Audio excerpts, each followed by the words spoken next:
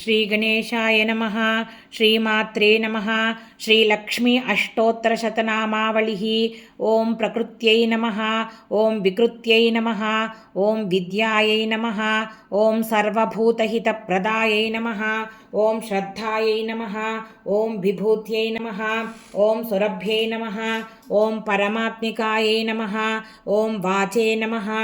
ॐ पद्मालयायै नमः। ॐ पद्मायै नमः। ॐ शुचये नमः। ॐ स्वाहायै नमः। ॐ स्वधायै नमः। ॐ सुधायै नमः। ॐ धन्यायै नमः। ॐ हिरण्मये नमः। ॐ लक्ष्म्यै नमः। ॐ नित्यपुष्टायै नमः। ॐ विभावर्यै नमः। ॐ आदित्यै नमः। ॐ दित्यै नमः। ॐ दीप्तायै नमः। ॐ वसुधायै नमः। ॐ वसुधारिण्यै नमः। ॐ कमलायै नमः। ॐ कान्तायै नमः। ॐ क्षमायै नमः। ॐ कामाक्ष्यै नमः। ॐ क्षीरोदसम्भवायै नमः। ॐ क्रोधसम्भवायै नमः। ॐ अनुग्रहपरायै नमः। ॐ बुद्धये नमः। ॐ अनघायै नमः। ॐ हरिवल्लभायै नमः। ॐ अशोकायै नमः। ॐ अमृतायै नमः। ॐ दीप्तायै नमः। ॐ लोकशोकविनाशिन्यै नमः। ॐ धर्मनिलयायै नमः। ॐ करुणायै नमः। ॐ लोकमात्रे नमः। ॐ पद्मप्रियायै नमः। ॐ पद्महस्तायै नमः। ॐ पद्माक्ष्यै नमः। ॐ पद्मसुन्दर्यै नमः। ॐ पद्मोद्भवायै नमः। ॐ पद्ममुख्यै नमः। ॐ पद्मनाभप्रियायै नमः।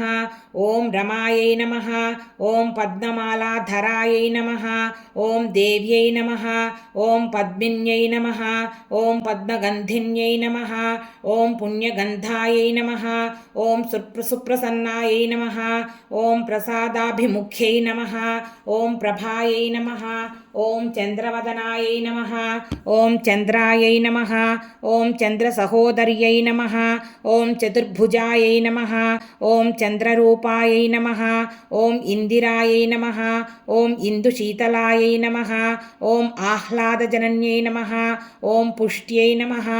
ॐ शिवायै नमः। ॐ शिवकर्यै नमः। ॐ सत्यै नमः। ॐ विमलायै नमः। ॐ विश्वजनन्यै नमः।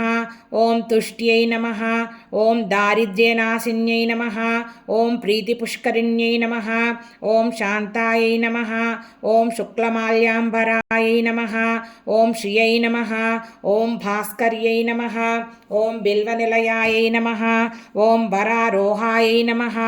ॐ यशस्विन्यै नमः। ॐ वसुन्धरायै नमः। ॐ उदाराङ्गायै नमः। ॐ हरिण्यै नमः। ॐ हेममालिन्यै नमः। ॐ धनधान्यकर्यै नमः। ॐ सिद्धये नमः। ॐ स्त्रैणसौम्यायै नमः। ॐ शुभप्रदायै नमः।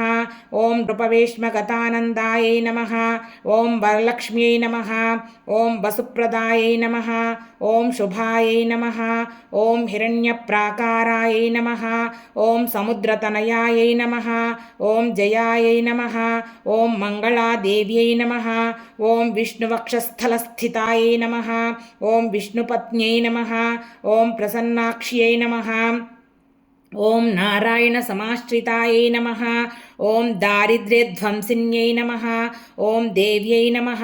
ॐ सर्वोपद्रववारिण्यै नमः। ॐ नवदुर्गायै नमः। ॐ महाकाल्यै नमः। ॐ ब्रह्मविष्णुशिवात्मिकायै नमः। ॐ त्रिकालज्ञानसम्पन्नायै नमः। ॐ भुवनेश्वर्यै नमः। ॐ श्रीमहालक्ष्म्यै नमः। सर्वं श्रीमातृचरणारविन्दार्पणमस्तु।